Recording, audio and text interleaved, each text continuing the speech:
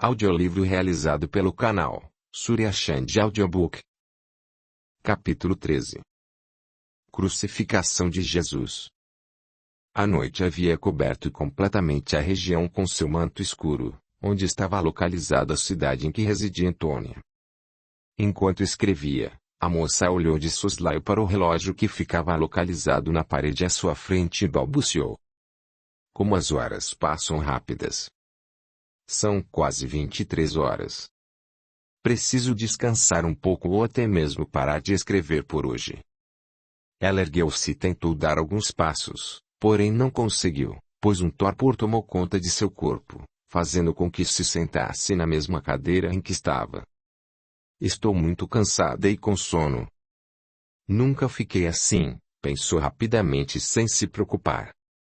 A escritora baixou a cabeça apoiando a testa sobre um dos braços, que descansava em cima da mesa na qual ficava a sua máquina de escrever. Adormeceu. Ao sair do corpo, Antônia voltou no tempo e de repente se encontrava no Monte da Caveira na época de Jesus.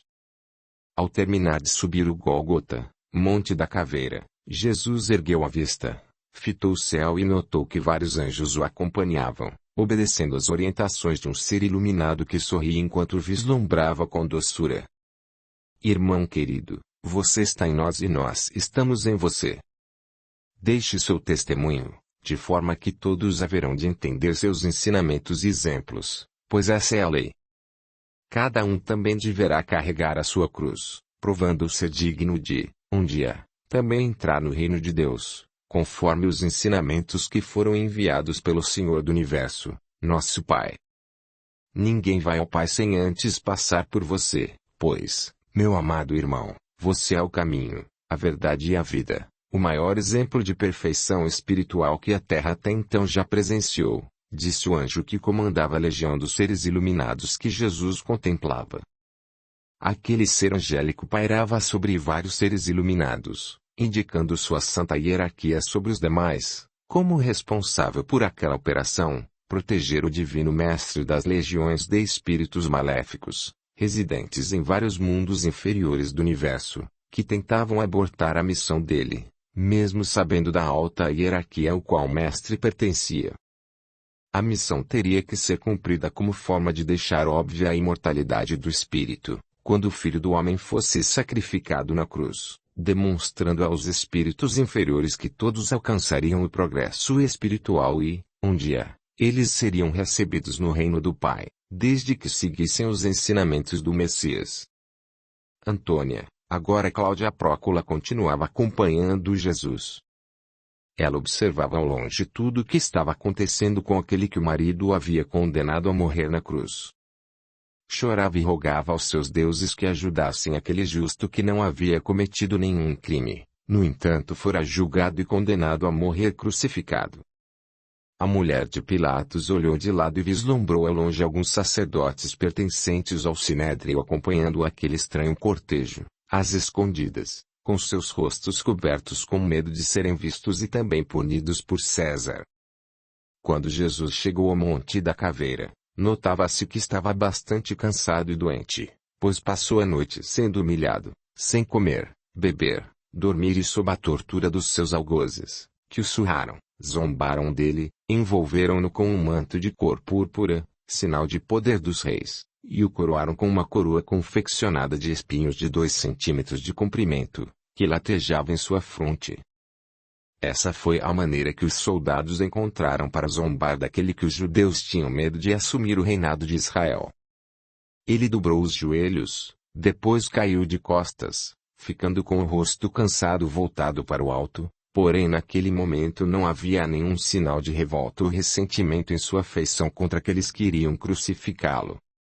A prancha de madeira tosca, que formaria uma cruz quando ele fosse crucificado, foi tirada ao solo por Simão Cirineu, o homem que o ajudou a carregar aquele madeiro pesado.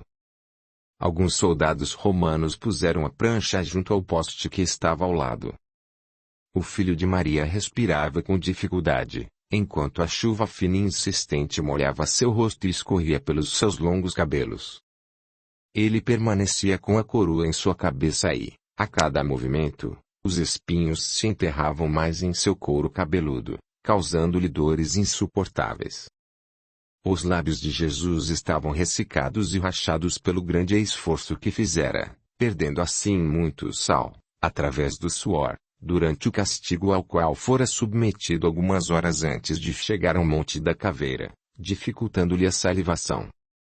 Mesmo assim, ele aproveitava e passava aqui ou acolá a língua nos lábios, molhando-os com os pingos de chuva que lhe caíam sobre o rosto. Como se seguissem um ritual, os soldados seguraram Jesus com a truculência própria daqueles que ainda não conhecem a sensibilidade dos espíritos adiantados, colocaram-no sobre aquele estranho artefato confeccionado de madeira grotesca e começaram a prender o corpo do anjo. Juntaram-lhes os pés e lhe abriram os braços na medida da prancha que fora encaixada no poste, formando o sinal mais respeitado de todos os tempos, a cruz. Um dos soldados romanos segurou os pés do Cristo, sobrepondo-os, enquanto um dos carrascos truculentos tirava de uma bolsa de couro molhada, bastante usada e manchada de sangue humano, um cravo enferrujado, medindo quase 15 centímetros de comprimento. Pôs no meio dos pés, entre o início das pernas e os dedos, o tal prego, e depois bateu sobre ele várias vezes e com força, com uma espécie de marreta, com a precisão de alguém que já conhecia aquele serviço muito bem. Na primeira marretada o sangue espirrou, sujando as mãos grosseiras do carrasco. Jesus gemeu alto e viu o céu se abrindo como se naquele momento o reino de Deus estivesse se preparando para recebê-lo. O homem de Nazaré sorriu e balbuciou algo que ninguém ouviu, a não ser o soldado responsável pela operação de cravá-lo na madeira bruta, que parou, fitou o rosto de Jesus e limpou o sangue que escorria por entre seus dedos da mão que segurava o pino que havia furado a carne do mestre. Ele pensou por alguns instantes e sentiu as lágrimas escorrerem pelo seu rosto curtido de sol. No entanto, como se tivesse voltado a si, passou uma das mãos na face e continuou a fincar os pregos nos pés de Jesus. O divino mestre sentiu uma dor atroz e um choque inenarrável, que abalou todo o corpo. As lágrimas saltaram-lhe dos olhos. Ele apertou os lábios com força, porque a sensação que sentiu foi de que sua cabeça explodiria a qualquer momento e um zumbido terrível tomou conta de seus ouvidos. O corpo esquálido do anjo estremeceu e o coração pareceu parar por frações de segundos, porém, naquele momento, Cristo tentou controlar a respiração, com o objetivo de amenizar aquela dor simplesmente indescritível por um simples narrador imperfeito de um mundo inferior. A mesma coisa aconteceu com suas mãos, mas o anjo se manteve firme, enquanto orava ao Pai, pedindo por aqueles irmãos que não sabiam o que faziam. Arrancaram-lhe as vestes, juntamente com o manto pregado ao corpo com sangue que já havia secado. Junto com as vestes e o manto foram arrancados também pedaços de pele que estavam grudadas ao tecido por sangue coagulado, ficando somente um pano que lhe cobria as partes íntimas. De repente apareceu um espírito à semelhança de um dragão, rindo e debochando da situação do Filho de Deus, dizendo-lhe: Tu és filho do Todo-Poderoso.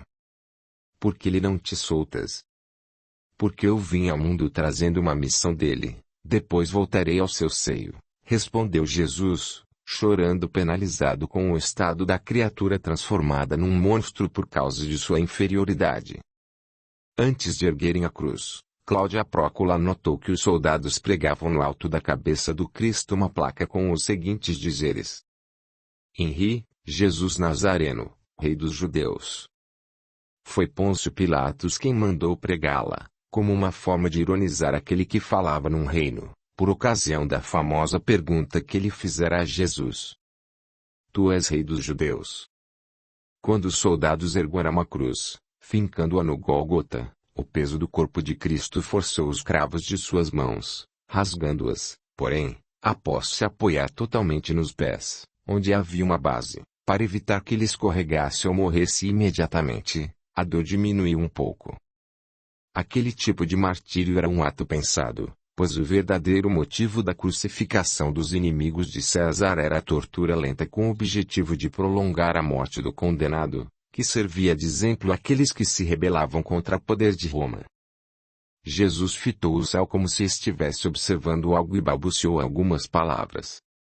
Na verdade, ele orava. Meu Deus, por que me abandonastes? E permaneceis longe de minhas súplicas e de meus gemidos. Salmo 21.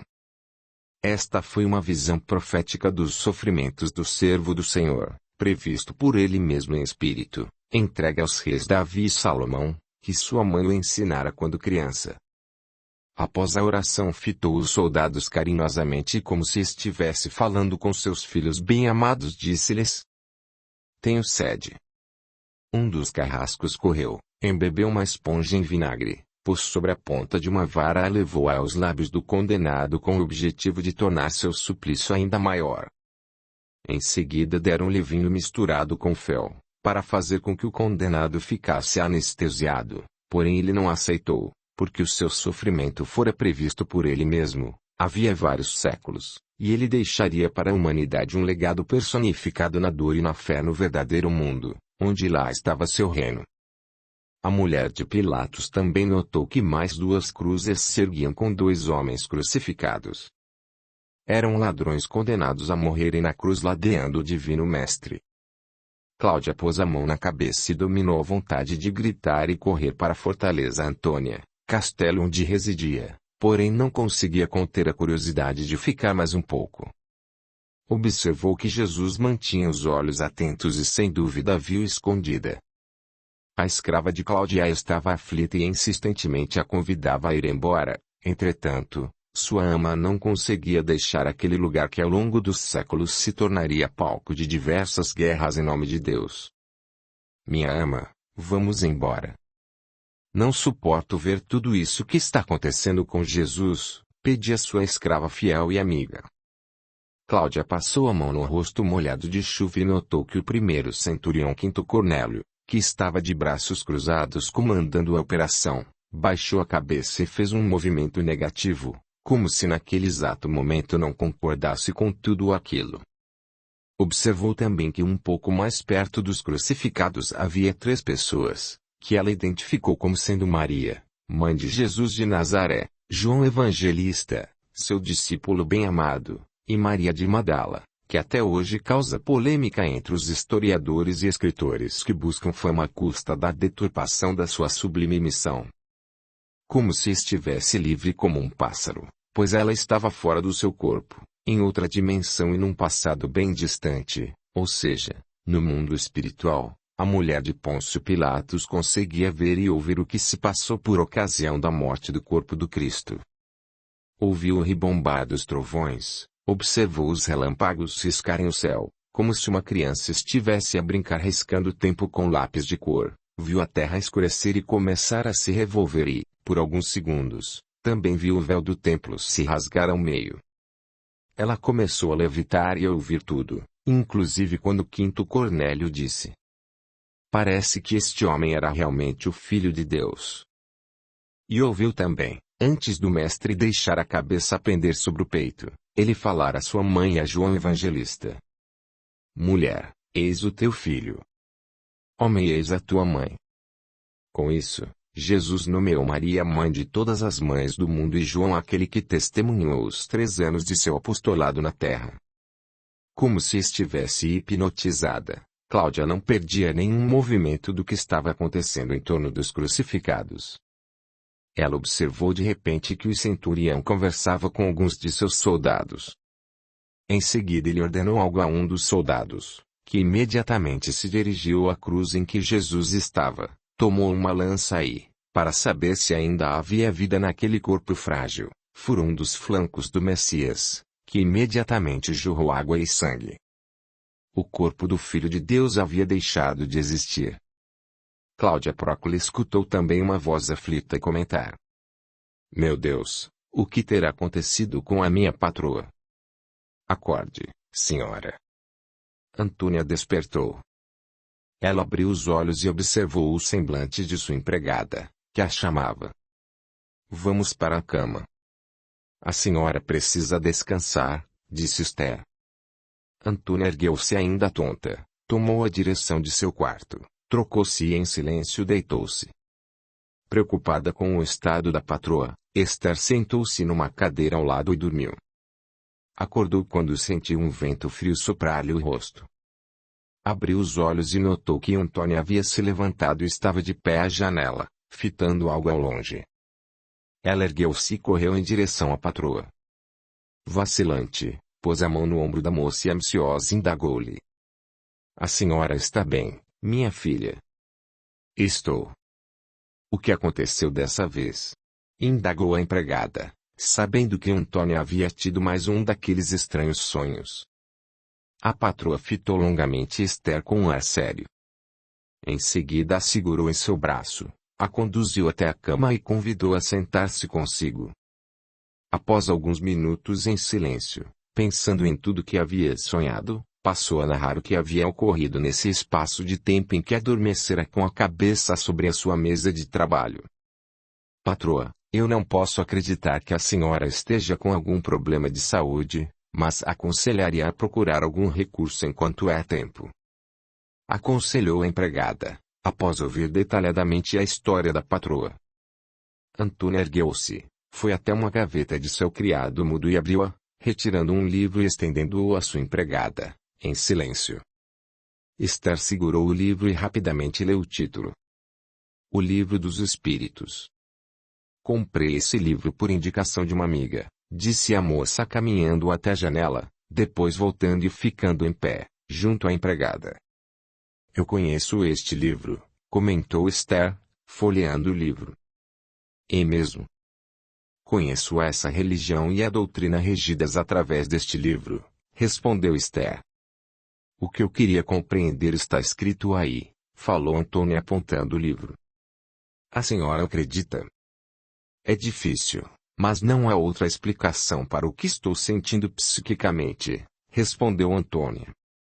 Acho que tem um dom ou faculdade, difícil de ser detectado por qualquer equipamento inventado ou descoberto pela ciência até hoje. Concordo.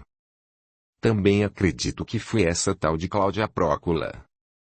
Creio que estou sendo conduzida a um passado muito distante, a época em que Jesus Cristo veio a este mundo, mas o quê? Qual o motivo de estar revivendo tudo isso, em pleno século XX, quando nós deveríamos estar pensando no futuro? Questionou a moça, fitando o piso do quarto. Será que há algum motivo para a senhora estar sendo obrigada a se lembrar de suas existências passadas? Indagou Esther com um ar preocupado. Dê algum exemplo, por favor, Esther, pediu a moça ansiosa. Não sei. Contudo, acho muito estranho uma moça rica e filha de um homem poderoso estar envolvida com elementos inimigos do poder militar. Continue. Um dos exemplos que marcam bem o que estamos querendo saber é este livro que a senhora está escrevendo contra o poder estabelecido em nosso país, respondeu a mulher fazendo um gesto com a boca. Explique-se, por favor. Quem sabe a senhora está sendo guiada para fazer parte da equipe que foi incumbida de trabalhar pela emancipação do país dessa ditadura, e que, para isso, precisa saber que sofrerá bastante, respondeu a empregada. Acho que por esse motivo a senhora tem sonhado com a época em que era mulher de um representante do poder que queria dominar o mundo. Antônia ficou em silêncio, enquanto Esther descia em direção à cozinha.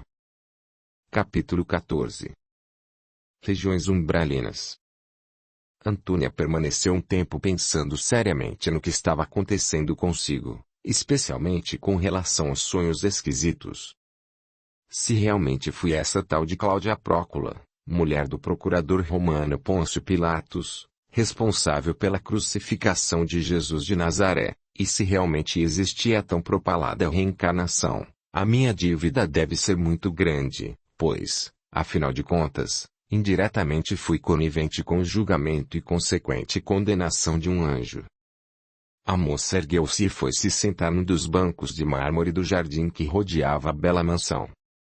Após um tempo, pensando, ergueu-se e começou a passear entre os roseirais que enfeitavam o jardim, quando de repente pensou.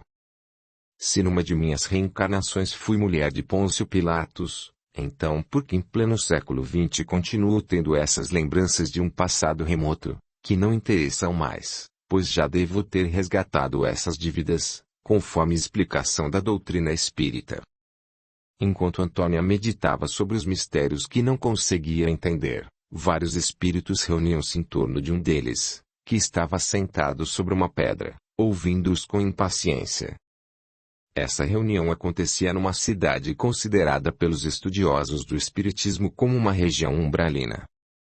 Todos discutiam empolgados na situação de um país que aos poucos mergulhava no caos, fornecendo condições para aqueles elementos das trevas concretizarem o que há muito tempo vinham planejando: se apossar da terra protegida pelo anjo Ismael.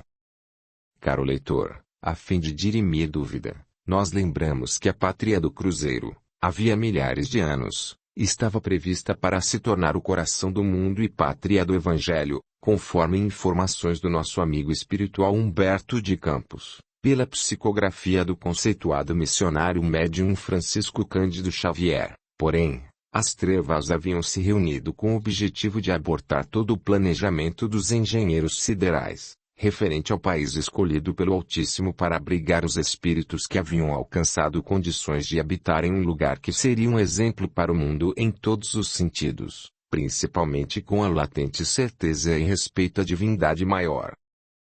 Enquanto as seculares nações do velho mundo procuravam o domínio do homem sobre o homem, causando guerras com a desculpa de que estavam defendendo seus territórios, vários homens valorosos deram a vida para emancipar o país protegido por Ismael do jugo daqueles que ainda não compreendiam a mensagem do Mestre, quando ele disse: Dai a César o que é de César, e a Deus o que é de Deus. Os mensageiros do Senhor lutavam bravamente para tornar a terra de Santa Cruz um celeiro de almas espiritualizadas, onde Deus seria a referência máxima do bem para o povo que habitaria o país descoberto pelo navegador e missionário Pedro Álvares Cabral. Até pouco tempo essa mulher era nossa aliada, mas quando conheceu o homem de Nazaré começou a mudar seus pensamentos. Não podemos perder tempo, porque ela está sendo conduzida, juntamente com vários amigos, a fortalecer essa terra contra nós, disse um dos espíritos, vestido de guerreiro e sentado numa cadeira confeccionada de material desconhecido, enquanto cuspia de lado e os olhos faiscavam de ódio.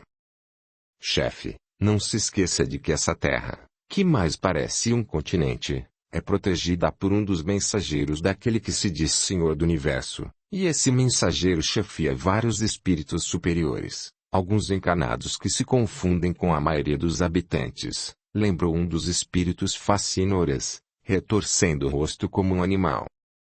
Quem é esse mensageiro? O anjo Ismael, subordinado e integrante da falange liderada pelo homem de Nazaré, o governador espiritual do planeta Terra. O espírito que indicava ser o chefe daquelas almas sofredoras ergueu-se com ódio e chutou alguns objetos. Depois fitou seu bando e ficou alguns minutos em silêncio, enquanto tentava limpar a baba que escorria de sua boca e espalhava-se pelo seu peito. De repente apareceu um espírito com roupas de guerreiro e espada na mão, sangrando no peito, que olhava aqueles espíritos acelerados com ar de deboche e superioridade. Todos baixaram a cabeça como se tivessem medo daquela figura, que apesar de apresentar-se com ar doentio, não deixava de causar asco e terror naqueles que o conheciam. Você jamais conseguirá acabar com esses cafajestes que se humilham diante de uma simples cruz que para nós nada vale, mesmo que para o mundo esse seja um símbolo tão forte ou mais do que todas as nossas armas juntas, comentou o recém-chegado com voz cavernosa. Comandante Justus, você está me desrespeitando, reclamou o chefe, encarando seu subordinado. Eu sou seu rei, esqueceu? O homem a quem o chefe chamava de comandante Justus era alto, louro, com cabelos longos e compridos e olhos afogueados que transmitiam ódio e desprezo, principalmente quando falava. O formato perispiritual daquela criatura era semelhante a de um lagarto gigante. Uma lesão semelhante a um ferimento de espada o incomodava, pois não cessava de jorrar sangue, mesmo ele tentando estancá-lo com a mão. Esse espírito tivera várias existências antes de Cristo, porém ficou conhecido na história como um grande e conhecido guerreiro. Por ocasião da vinda do Mestre à Terra, Ele ainda não havia conseguido melhorar sua condição espiritual, tendo em vista que seu orgulho era maior do que sua força de vontade de progredir espiritualmente. Foi um bandido maléfico procurado pelas autoridades da época, conduzindo muita gente à morte, pois era um líder revolucionário e rebelara-se contra Tibério César, imperador de Roma, que dominava o mundo naquele tempo distante. Após essa reencarnação, ele tivera várias reencarnações, sempre lutando com o objetivo de aprender na carne a curvar-se. Contudo, o progresso foi mínimo, pois sempre queria o domínio. Naquele momento apresentava-se na cidade espiritual umbralina como Justus, em uma de suas reencarnações, quando fora general e nobre fiel ao seu rei, no século XI, na qual lutou nas cruzadas, conduzindo novamente milhares de almas ao inferno criado por suas consciências.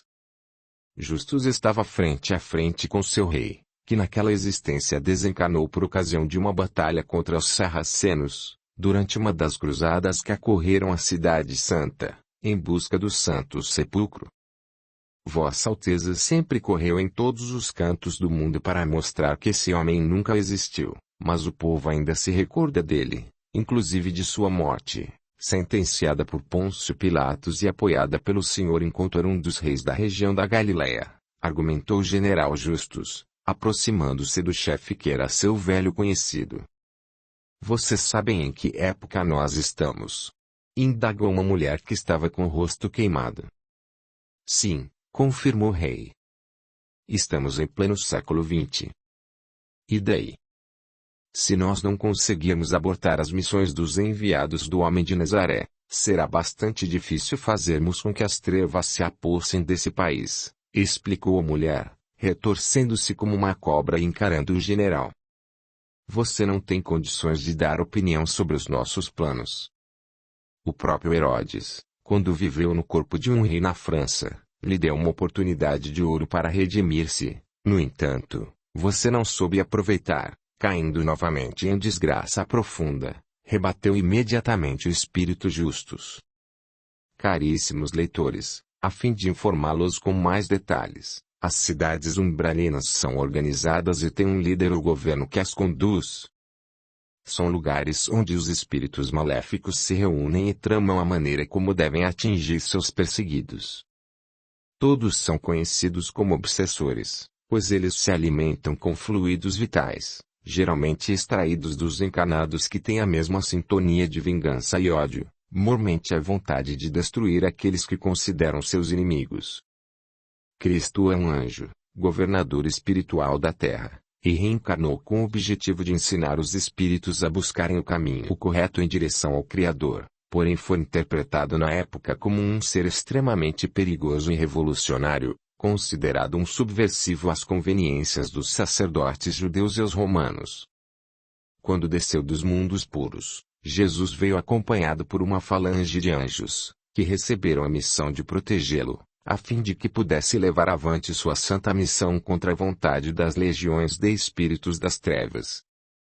Mas as trevas não ficaram inertes, pois também movimentaram inúmeras falanges de espíritos maléficos e inteligentes, que reencarnaram com a finalidade de trabalhar contra o apostolado do enviado de Deus. Conforme informações da doutrina espírita, a Terra é um mundo de expiações e de provas, onde o mal prevalece sobre o bem e o livre-arbítrio é concedido por Deus aos seus filhos.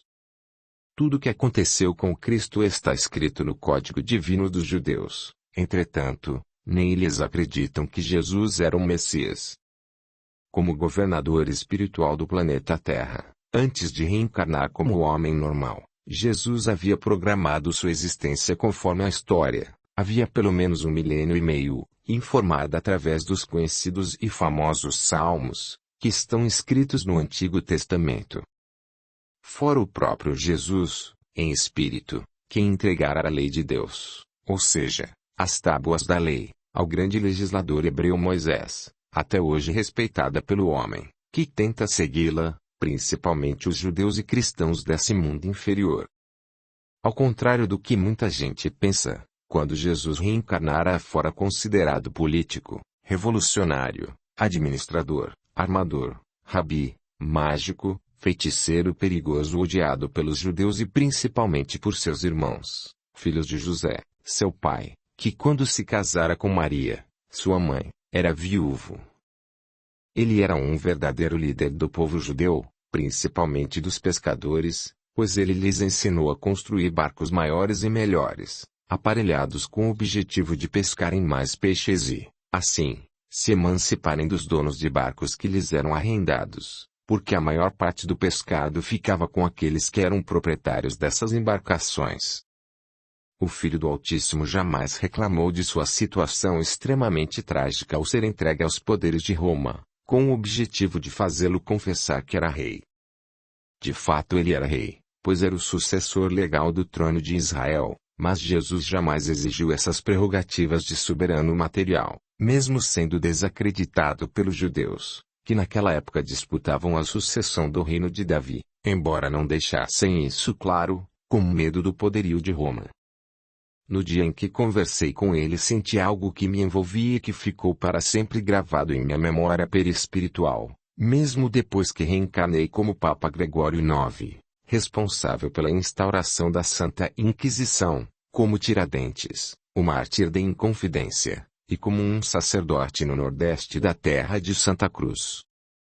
Como Papa Gregório IX, na minha ignorância de espírito inferior, tentei justificar os desmandos de minhas ações por achar que defendia os ensinamentos do Cristo, e como sacerdote num pequeno estado do Nordeste tentei vivenciar o que realmente Jesus deseja que nós façamos. Amar a Deus e ao próximo como a si mesmo. Lamentavelmente, a igreja que sempre respeitei e que através dela cumpri rumo à aprovação prometida na espiritualidade, até hoje não entende os verdadeiros ensinamentos do Cristo. Pois Jesus jamais buscou ouro e prata, ao contrário do que acontece com a Igreja desde os tempos em que um dos imperadores de Roma resolveu combater os cristãos aliando-se a eles e, assim, oficializou os ensinamentos do Cristo conforme as conveniências de Roma. É essa mesma Igreja que diz abrigar no solo do Vaticano os restos mortais do primeiro Papa, Pedro, o Apóstolo. Os irmãos que até os dias atuais ainda continuam trabalhando nas sombras, tentando destruir o árduo trabalho do Cristo, jamais conseguirão realizar seu intento, porque há 20 séculos, época do advento do cristianismo, o mundo começou a ser preparado pelos mensageiros do Senhor, por ocasião da vinda do Messias, seu governador espiritual, com o objetivo de plantar na terra as sementes de uma nova humanidade, que iria ser regada até transformar o planeta num mundo de regeneração. Conforme explicação dos mundos habitados pelo insigne Allan Kardec, o codificador da bendita doutrina e um dos espíritos da falange do Espírito de Verdade. As trevas são compostas por espíritos ignorantes e sofredores que ainda não conhecem o bem em sua plenitude como conheceram os espíritos que já deixaram de reencarnar neste mundo. Sendo assim, na loucura do domínio do homem pelo homem, nossos irmãos que ainda convivem no mal, fruto de suas imperfeições, não conseguirão o intento de desfazer a obra do Messias, porque à medida que irão progredindo espiritualmente, durante suas sucessivas existências, deixarão uma lacuna enorme em seus corações que abrigará o bem, enquanto o mal, aos poucos, desaparecerá para sempre da face do planeta Terra. Esta revolução que ora acontece na Terra do Cruzeiro conduz duas faces. Uma do bem e outra do mal. Na primeira, os mensageiros do bem, responsáveis por esse belo país, não permitem que alguns espíritos maléficos reencarnados, com o objetivo de dominar o mundo, consigam concretizar seus intentos.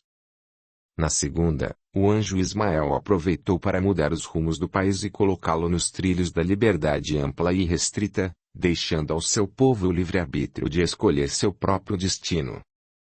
Prezados amigos leitores, vários missionários reencarnaram no Brasil, país abençoado por Deus, com a finalidade de trabalhar pela sua liberdade, progresso, igualdade e fraternidade, mormente quando essa terra ainda era uma criança e fora espoliada pelas nações ambiciosas que tentavam acabar com as riquezas materiais que dariam condições de sobrevivência aos espíritos que reencarnariam nela. Fui um dos sacerdotes enviados a esse belo país no início de seu descobrimento e vi de perto a formação de uma nova geração. Raça, credo, espiritualidade, política, economia. Esta terra que mais parece um continente sempre foi alvo da ambição de todos os povos da terra. Contudo, abnegados missionários deram a própria vida em sua defesa. Em todos os ciclos que o país passou havia missionários enviados pelo seu mentor espiritual, o anjo Ismael, com o objetivo de ensinar, defender e afastar os inimigos das obras do Messias e do Criador, para evitar que a pátria do Cruzeiro fosse dizimada ou alienada por irmãos bárbaros e obsessores, que ainda são contra os ensinamentos do Cristo. Felipe dos Santos foi um dos enviados do Senhor para iniciar o que estava previsto: libertar o povo do país criança. Logo depois reencarnei como um simples alferes, denominado Joaquim da Silva Xavier, o Tiradentes, que tentou libertar o país do domínio da coroa de Portugal. Nossos corpos materiais foram enforcados e esquartejados, cumprindo uma determinação do alto, com o objetivo de libertar e informar que o povo da terra de Santa Cruz deveria continuar a lutar para deixar de ser escravo de Portugal. Depois de um tempo, aportou no Brasil Dom Pedro I, que ergueu sua espada e declarou: independência ou morte, deixando claro que ele, como descendente direto da coroa, libertaria o país ou haveria guerra. Dentre os vários espíritos missionários, Dom Pedro II trouxera consigo a missão de transformar essa nação em uma democracia, e sua filha, a princesa Isabel, a de libertar os filhos de Deus que eram tratados como animais, os negros. Esse imenso país continua sendo espoliado por seus próprios filhos, que estão sob a influência de espíritos das trevas, que ainda não perderam esperanças de enterrar os ensinamentos do Cristo, amplamente divulgado através das várias religiões cristãs, respeitado e seguido pela maioria dos habitantes dessa bendita terra. Capítulo 15. Sonho de Andrade. Era uma linda manhã ensolarada de domingo. Antônia estava conversando animadamente com seu pai, enquanto tomava café na cozinha, quando Esther entrou e pediu licença para falar com a moça. Ambos pararam de conversar. Patroa, aquele rapaz está esperando-a na sala de visita. Quem é esse rapaz? Indagou a moça, sabendo de antemão de quem se tratava. Aquele jornalista. Ah, o Andrade. Sim. Esse mesmo, confirmou a empregada, com ar cúmplice. Fagundes olhava disfarçadamente para a filha, enquanto tomava um gole de café. Minha filha, muito cuidado com esse rapaz, alertou o pai, não disfarçando seu desagrado com aquela visita. Papai, o Andrade é um jornalista decente, respondeu a moça, erguendo-se. E não se preocupe, pois ele já sabe que é perseguido pelos militares, porém tudo indica que não tem medo de sofrer as consequências de seus atos. Filha. Antônia não conseguiu ouvir o pai, pois já havia saído da cozinha, quase correndo em direção à sala onde o rapaz a esperava. Andrade estava de pé, observando um dos quadros pendurados na parede, quando a moça entrou na sala. Ambos se cumprimentaram, depois Antônia apontou uma cadeira e convidou-lhe. Por favor, sente-se.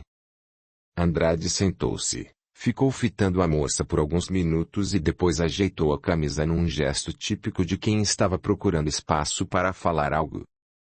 Antônia estava satisfeita com aquela criatura meio desleixada sentada à sua frente.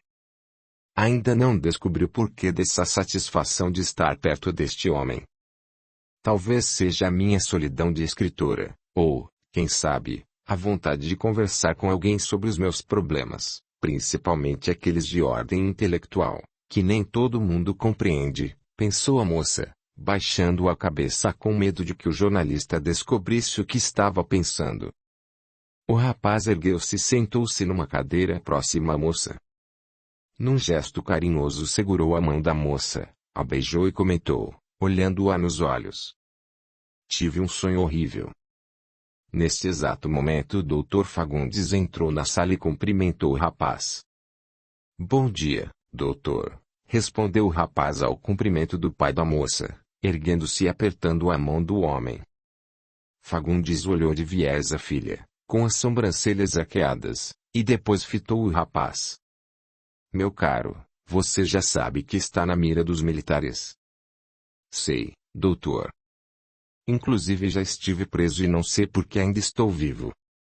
Talvez os milagres existam, respondeu o jornalista, fitando o homem e sorrindo com ar irônico. Fagundes percebeu no sorriso do colega de sua filha que lhe estava zombando, mas se conteve, pois, afinal de contas, o rapaz era jornalista e um político inteligente e não deve brincar com esses profissionais da mídia, mesmo que ela estivesse amordaçada, como acontecia naquela ditadura. Então você sabe muito bem que os lugares por onde anda devem estar sendo vigiados? Indagou o pai de Antônia, passando indiretamente uma mensagem ao jornalista. Sem dúvida alguma. Entretanto, sua filha já conhece esse fato e ela não está sendo enganada e nem tem culpa de meus erros, isto é, se os tenho, respondeu o jornalista encarando o político. Bem, estou apenas avisando, pois é o meu dever, meu rapaz, rebateu o pai de Antônia. Mas, de qualquer maneira, se o senhor não quiser que eu frequente mais esta casa, me retirarei imediatamente, disse o rapaz com voz enérgica, como se também quisesse passar uma mensagem ao doutor Fagundes, demonstrando que o conhecia muito bem. Eu também sou dona desta casa, e decido quem deve, ou não, me visitar, comentou Antônia, erguendo-se e fitando o pai com ar de reprovação. Bem, vou sair. Apesar de ser domingo, tenho vários compromissos, despediu-se o homem fitando a filha. Após a saída do pai de Antônia, Andrade continuou em pé, mas a moça convidou-lhe, quase ordenando. Sente-se e fique à vontade, meu amigo. O rapaz sentou, respirou profundamente, fitou o jardim através da janela e em seguida ficou em silêncio. Andrade, estou esperando que você me narre o que sonhou, explicou a moça sorrindo, mostrando a fileira de dentes alvos e perfeitos que molduravam seu belo rosto. Você sabe que ando muito interessada em determinados sonhos. Sonhei que eu me encontrava num lugar semelhante a um pátio, sendo arrastadas por um veículo, falou Andrade com um olhar distante. Continue, Andrade, incentivou a moça. No sonho fui amarrado pelas mãos a um jipe e depois fui arrastado por ele durante vários minutos, o que me deixou num estado lastimável, com as pernas e os cotovelos esfolados pelas pedras que calçavam aquele lugar, prosseguiu Andrade com ar triste. Além disso, me senti praticamente sem fôlego, pois respirava a fumaça que saía do cano de escapamento daquela viatura. O rapaz ergueu-se e espreguiçou-se, depois se sentou e continuou o relato de seu estranho sonho. O meu sofrimento era simplesmente inenarrável. Não me recordo de mais nada, pois desfaleci, não sei se de dor ou porque inalei bastante o óxido de carbono que saía do cano de escapamento da tal viatura. Recordo-me que, após um tempo que não sei precisar, fui atendido por uma pessoa que jamais vi nesta vida. Em qual hospital você foi atendido? O rapaz pensou, olhou para fora e de seus olhos rolou uma lágrima que não passou despercebida à moça, que ficou emocionada. Não sei descrever o tal nosocômio. Era algo sublime e jamais o vi nesta terra, respondeu o jornalista, fitando algo acima da cabeça da moça. A moça ergueu-se, passou a mão no rosto vermelho de emoção, depois se sentou perto do rapaz e passou a mão sobre os seus cabelos. O sonho acabou? Não. Agora que vem o pior, respondeu o rapaz, com ar sério e triste. Se você quiser narrar o restante, fique à vontade, porém, se não lhe fizer bem, depois você me conta, disse a moça, com ar de quem estava querendo poupar o rapaz de sentimentos ruins. Andrade ergueu-se, espreguiçou-se, respirou profundamente, sentou novamente, pensou e olhou para a moça sentindo algo esquisito.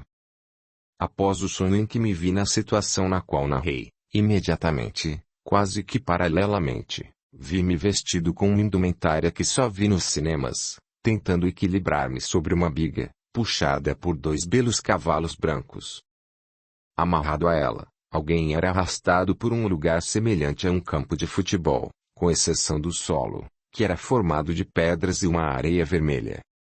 Eu chicoteava a parelha de cavalos, que aumentava a velocidade e fazia com que aquela pessoa amarrada gritasse desesperadamente por clemência, narrou o rapaz com ar triste e pensativo, passando a mão nos olhos. A moça suspirou, ergueu-se e sentou-se em outra cadeira, ficando em silêncio. Você conhece essa pessoa? Não. Isto é, pelo menos nunca vi na vida, respondeu o rapaz fitando a moça. Ambos ficaram em silêncio por alguns minutos.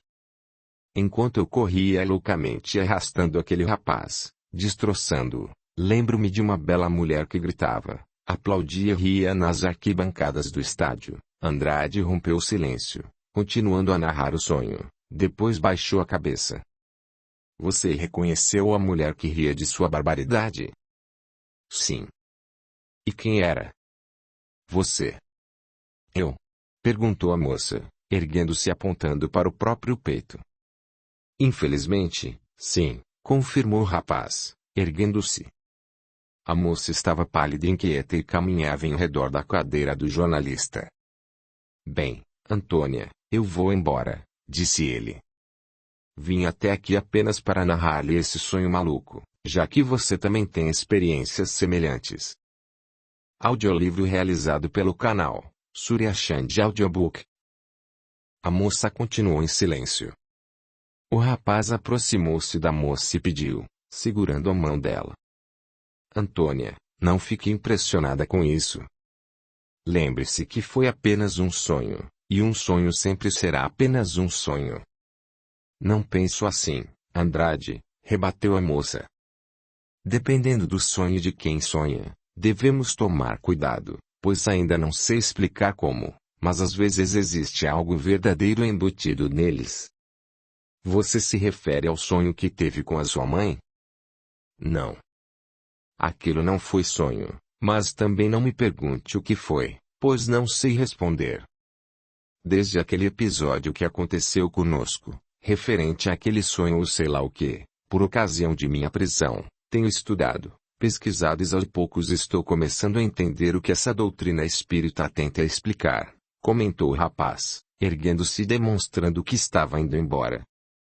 O rapaz novamente sentou-se e ficou fitando em silêncio o rosto de sua amiga, talvez tentando descobrir algo naquele semblante simpático. Confesso que fiquei impressionado com o que li na questão 402, em O Livro dos Espíritos, desabafou o rapaz, de cabeça baixa. Já li essa questão, confirmou a moça, cruzando as pernas elegantemente. Se não estou enganado, a questão é a seguinte. Como podemos julgar da liberdade do espírito durante o sono? A moça fez um gesto com a mão, pedindo. Um momento. Deixe-me lembrar da resposta, pois de tanto ler trechos a respeito desse assunto nesse mesmo livro, já memorizei a resposta dessa questão. Então, qual é a resposta dos espíritos? Se não estou enganada é a seguinte. Pelos sonhos. Quando o corpo repousa, acredita-o, tem o espírito mais faculdades do que no estado de vigília. Lembra-se do passado e algumas vezes prevê o futuro. Adquire maior potencialidade e pode pôr-se em comunicação com os demais espíritos, quer deste mundo, quer do outro. Respondeu Antônia, pausadamente, tentando se lembrar o que havia lido na íntegra. Mas a resposta dessa questão continua. E a continuação foi que me deixou bastante pensativo, explicou o rapaz, fitando a moça. Ambos ficaram em silêncio, cada qual entregue aos seus próprios pensamentos, lutando contra o ceticismo a respeito da doutrina dos espíritos. Então, segundo essa doutrina, seus sonhos são os resultados de quando você mergulhou no passado de outras reencarnações e reviveu uma de suas existências, como o caso de Cláudia Prócula, mulher do procurador romano, Pôncio Pilatos. Indagou o jornalista com as sobrancelhas arqueadas, tentando aceitar o que estava falando. Não tenho dúvida quanto a essa possibilidade, respondeu Antônia pensativa. O que me faz acreditar que realmente existe reencarnação é o fato de haver sonhado várias vezes como Cláudia, numa sequência lógica da história. E no meu caso, significa que realmente vai acontecer o que vi no futuro, como afirma essa doutrina. A moça pensou e em seguida resolveu responder. Não sei. É muito difícil acreditar nessas coisas inverossímeis sem comprovação científica, até porque já tive outros sonhos que não viraram realidade. E para falar a verdade, meu amigo, eu ainda não acredito muito nessas coisas, embora tudo me seja plausível. Vamos torcer para que os meus sonhos não se realizem, senão, algo muito ruim está me esperando, falou o rapaz com o semblante triste, porém sorrindo, talvez para não preocupar a moça. Se você acha que a sua luta contra essa ditadura disfarçada vai lhe prejudicar, então, por que não deixa isso pra lá? Antônia, algo muito forte em mim diz que nós temos que lutar, senão as futuras gerações vão sofrer as terríveis consequências causadas por meia dúzia de pessoas que se acham com o direito de conduzir nossas vidas como se fôssemos simples animais, respondeu o rapaz, segurando a mão da moça. De qualquer maneira já estou sendo prejudicado, porque fui obrigado a me despedir do jornal. Você foi despedido?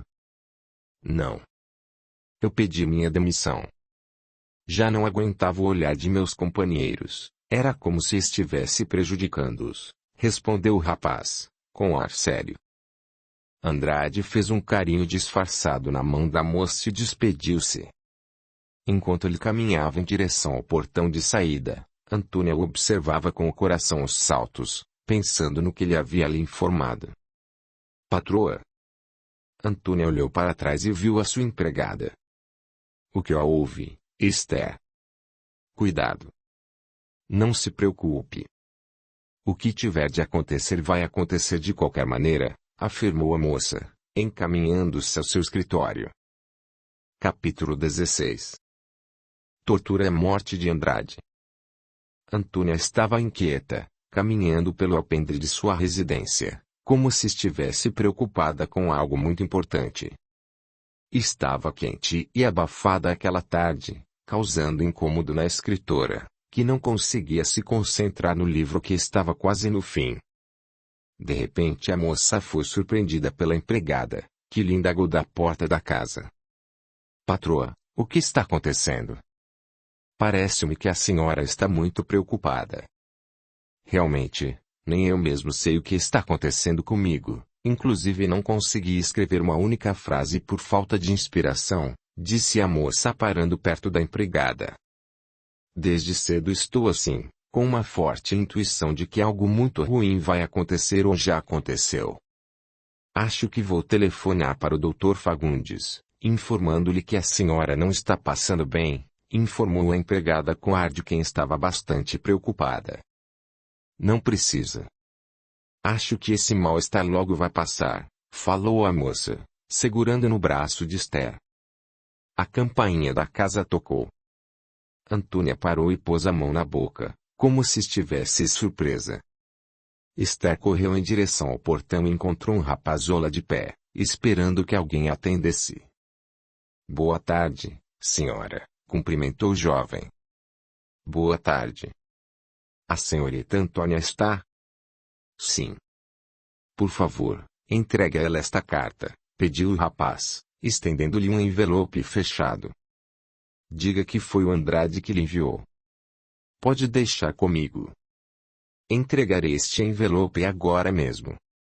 O rapaz olhou de lado, com ar assustado, e saiu quase correndo. Antes de entregar o envelope para a patroa, Esther ficou olhando para ela, que a esperava no alpendre. De quem é essa carta? Indagou a moça, desconfiada de algo. É do senhor Andrade, respondeu a empregada, entregando-lhe a carta. Antônia sentou-se e ficou com o envelope na mão por alguns instantes, sem abri-lo. A senhora não vai ler esta carta? Perguntou Esther, esfregando as mãos uma na outra, demonstrando que estava bastante preocupada e nervosa com aquela carta. Antônia abriu a carta, olhou para o céu e para o jardim. Observou um pássaro pousar na grama, depois a fiel empregada, e começou a ler a tal carta. A moça empalidecia à medida que lia o texto. Suas mãos tremiam e lágrimas desciam pelo seu belo rosto, molhando um papel. Esther não sabia o que fazer, pois a missiva era particular e não sabia o que estava escrito. A moça ergueu-se e de cabeça baixa saiu andando em direção ao interior da casa. Esther notou que Antônio havia deixado a carta fora do envelope, sobre a cadeira. Apanhou-a, dobrou-a e seguiu atrás da patroa, mas logo parou e pensou. Acho que vou ler o que está escrito nesta carta. Bem, é indiscrição, mas para ajudar Antônio é preciso saber o que está acontecendo. Esther começou a ler a carta e também ficou pálida. Suas pernas ficaram trêmulas e sentou-se num dos degraus que levavam ao segundo piso da casa. Meu Deus, como essa menina está sofrendo! Será possível que essa criatura nasceu para sofrer? Querida amiga, escrevi esta carta antes de ocorrer o fato que nela vai descrito. Aconteceu o que eu já esperava. Estou preso, sendo conduzido para um lugar desconhecido. Estou bem, não se preocupe comigo, porque eu já sabia qual seria o meu destino. Um forte abraço. Andrade, dizia a carta. Ela leu novamente a mensagem, ergueu-se e foi ter com sua patroa no quarto dela. Antônia estava deitada de bruços, com o travesseiro cobrindo-lhe o rosto, talvez tentando sufocar o choro acompanhado de soluços. Esther ficou sem ação. Vou deixar que ela desabafe seu sofrimento através do choro, pensou. Após um tempo, a moça sentou-se na cama e indagou, fitando sua empregada. Leu? Esther limitou-se a fazer um gesto positivo com a cabeça. O que faço agora? Em vez de responder, a mulher sentou-se ao lado da moça e começou a fazer-lhe um carinho nos cabelos silenciosamente. Antônio ergueu-se e viu a carta na mão de Esther. Como se quisesse se vingar do mundo através daquele pequeno e inofensivo papel, tomou-lhe e rasgou-o com fúria, jogando os pedaços no chão e pisoteando-os, enquanto gritava. Malditos! Vou mandar acabar com todos. Vou varrê-los para sempre da face da terra. Esther também se ergueu assustada com os gritos e a face totalmente transfigurada da patroa, pois jamais a havia visto daquele jeito, nem quando a sua mãe morreu. Vou me vingar, seus torturadores de gente pobre e inofensiva, gritava a moça, praticamente perdendo o equilíbrio. A moça sentava a senhora numa poltrona que ficava perto da cama no amplo quarto, ora caminhava até a janela. Depois parou de frente à empregada e comentou. Coitado do Andrade. Ele escreveu esta maldita carta antes de ser preso, porque já havia sido informado que sua prisão seria inevitável. Calma, patroa. Sente-se e após o primeiro momento vamos racionar no que a senhora fará, contemporizou Esther, segurando com força a mão da moça.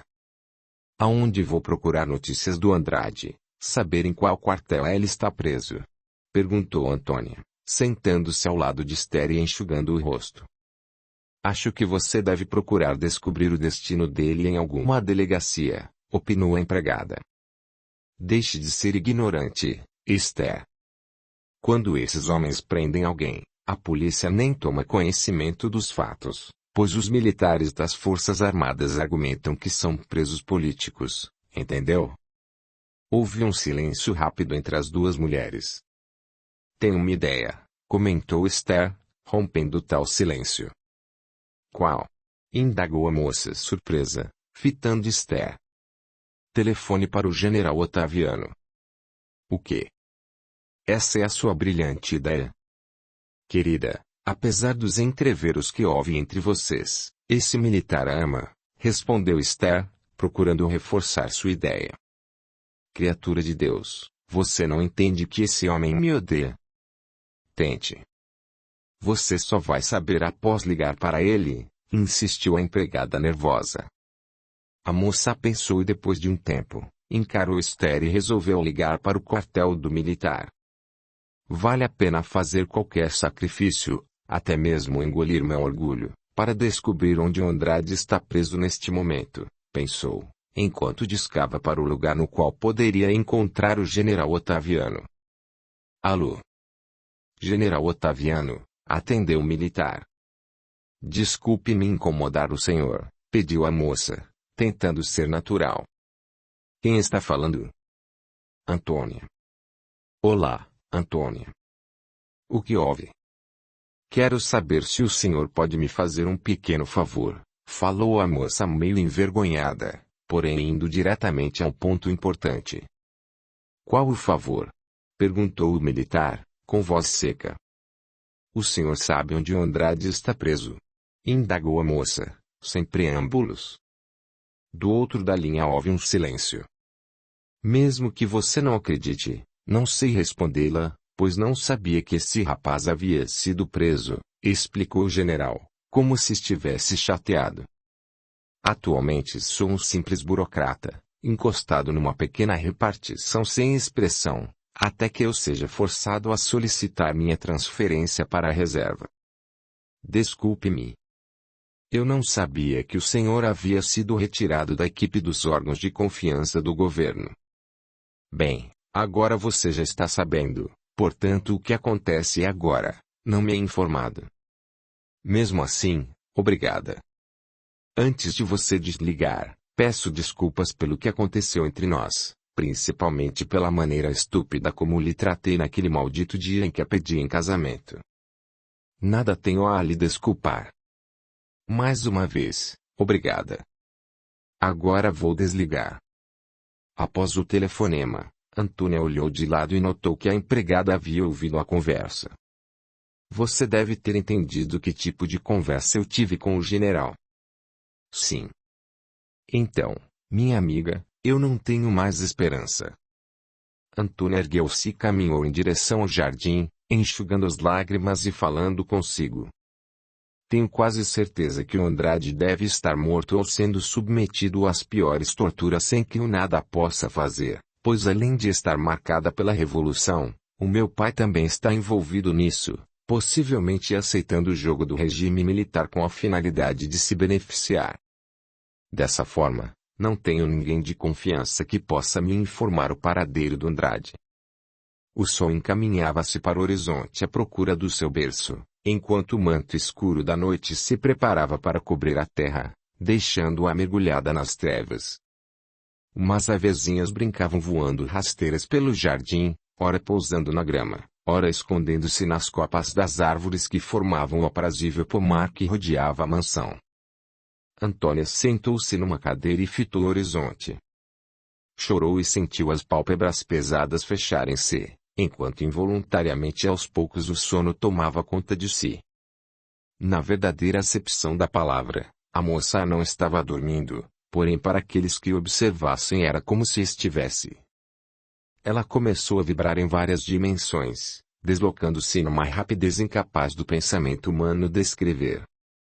Acho que vou procurar o Andrade, pensou ela completamente consciente. Mas onde ele está?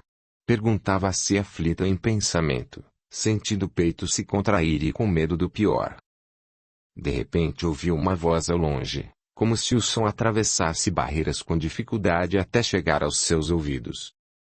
Olhou para os lados, tentando descobrir de onde vinha aquela voz, e não viu ninguém. Sentiu-se planando sobre uma região desconhecida, quando de repente ouvia a mesma voz repetir: